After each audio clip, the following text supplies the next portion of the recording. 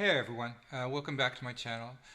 I appreciate you dropping by and listening to my latest installment of Diminished Harmony. This will be the intermediate level. Probably not everything you could say about Diminished Harmony by any stretch, but it'll get you started, get you going. And I'm doing this latest video on the song When the Saints Go Marching In. So here's a song that's very basic. It has a C chord, an F chord, and a G chord, and that's it. So normally that would be really uninteresting to me.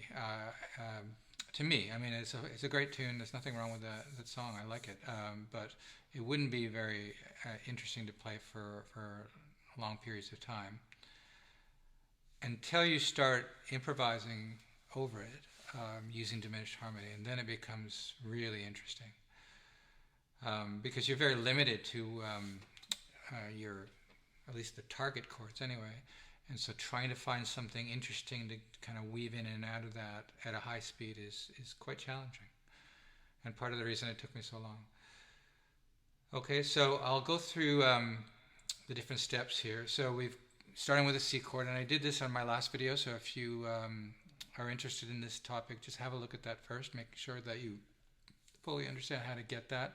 So we have a C, E, and a G for a C chord, and our diminished is a step back, so we find a B diminished. Up in minor thirds with B, D, F, and A flat, and then back, okay?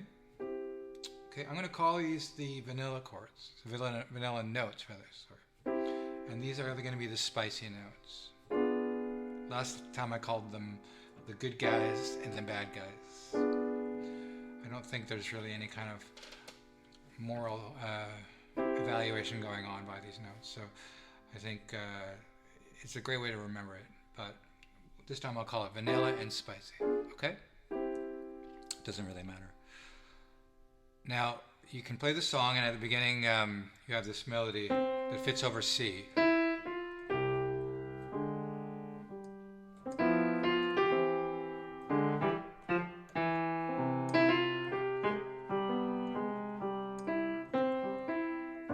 You get here.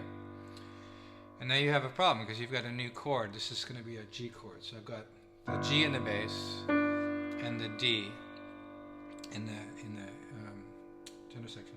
So what I'm going to do now is I'm going to associate this G chord with another diminished chord. Okay? So in this case I'm going to go down a step and make it here. Okay, so now I get F sharp, A, C, and E flat. And these are my new spicy notes, okay? And I have to somehow get these notes in either just prior to the G chord that I'm going to target, or I could potentially do it just after and come back to it as well. You can kind of do either way, okay? So if I get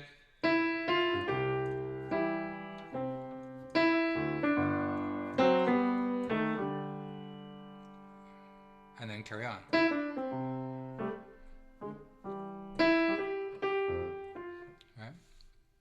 So let's try a different way. So I'm going to actually include, I'm going to try to get this chord in. So just when I go to the D in the middle, I'm going to hit this guy. So I got one note from my G chord, okay, and then two other spicy notes. You'd think, well, that could not possibly work, right? Because it sounds horrible. Well, it doesn't sound horrible to me, but it may sound horrible to you, and that's totally fine. There's I guess a time period as you get into this, these notes start to become more appealing. Okay, depending how you play them, of course. Okay, so let's see if I can get that in. I'm going to go from a C chord into a G chord and see if I can get this strange chord to work. Okay.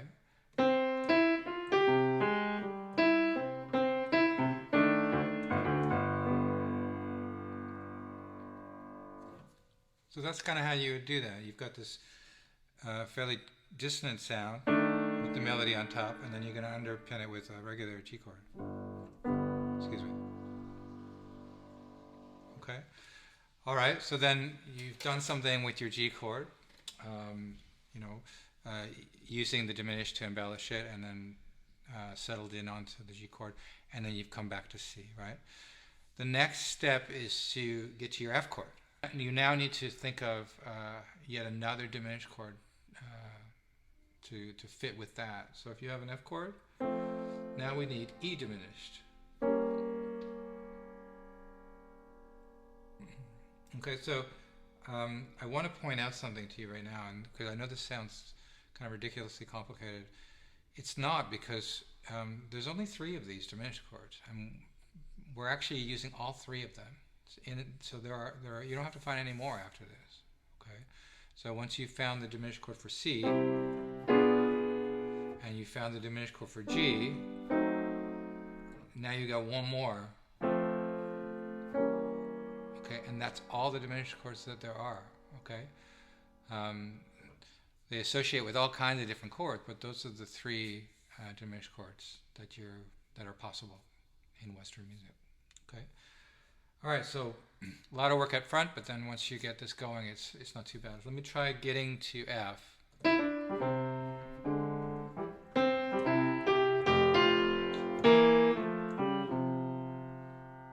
Okay, so I use the E and the B flat down to the F and the A. That fits with this idea of spicy notes for resolving to vanilla notes, and then spicy notes again resolving to vanilla notes. Okay, and that worked fairly well. Let's see if I can put a chord in here. I don't know what I can do. Maybe how about this one here? This is nice. Okay, it's very similar to what I did before on the G chord, but so this is going to proceed. Or maybe I'll do it just slightly after my F chord and then come back to F. So this will be the F, and this will be the strange sound, and then that. Okay. Okay, so it